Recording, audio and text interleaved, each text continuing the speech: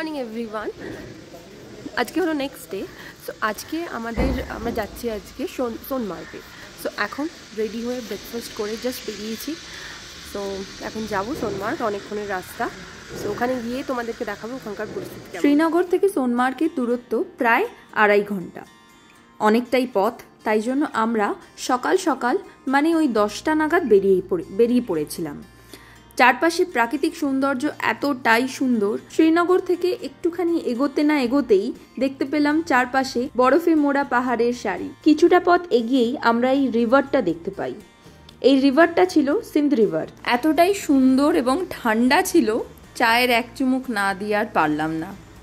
এইখানে বৃষ্টি হচ্ছে মানে নিশ্চয়ই সোনমার্গে স্নোফল পেতে চলেছি। তো এই মনোভাব নিয়েই এগিয়ে চললাম চারপাশের মেসমারাইজিং ভিউ দেখতে দেখতে। পৌঁছে গেলাম সোনমার্গের টানেলে।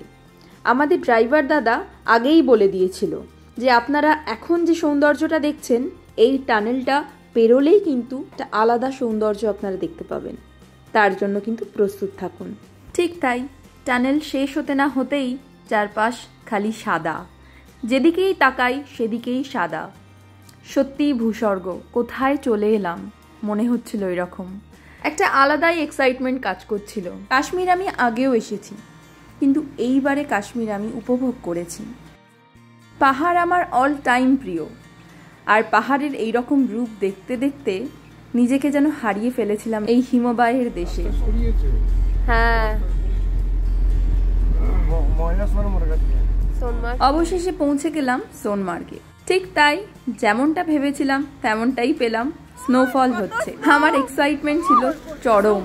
হেভি স্নোফল হচ্ছে এখানে, অ্যান্ড স্নোফলের মধ্যেই রয়েছি।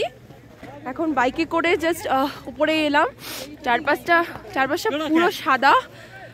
এখন স্নোফল হচ্ছে, আই থিঙ্ক দেখা যাচ্ছে চুলের মধ্যে সাদা। তো ভীষণ মজা হচ্ছে।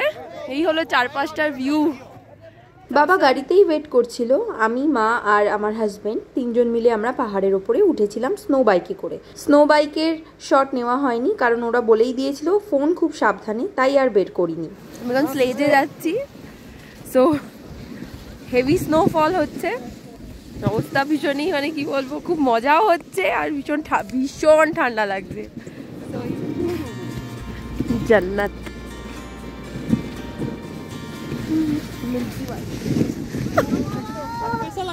আচ্ছা, স্নো পড়ছে। টাটা। এই ছিল সোনমার্গের ভিউ। তোমরাই বলো তো, জান্নাতের থেকে কম কিছু? চারিদিক বরফের সাদা চাদরে মোড়া এবং হয়ে চলেছে অবিরাম স্নোফল। কাশ্মীর এতটাই যে সুন্দর, নিজের চোখে না দেখলে সত্যিই বোঝা যাবে না। এই ভূস্বর্গের কিছুটা সৌন্দর্য ক্যামেরা বন্দি করে তোমাদের সাথে শেয়ার করলাম। আশা করি তোমাদের এই ব্লগটা ভালো লাগবে। যদি ভালো লাগে তাহলে লাইক, কমেন্ট, শেয়ার করতে ভুলো না। আবার দেখা হবে নেক্সট ব্লগে।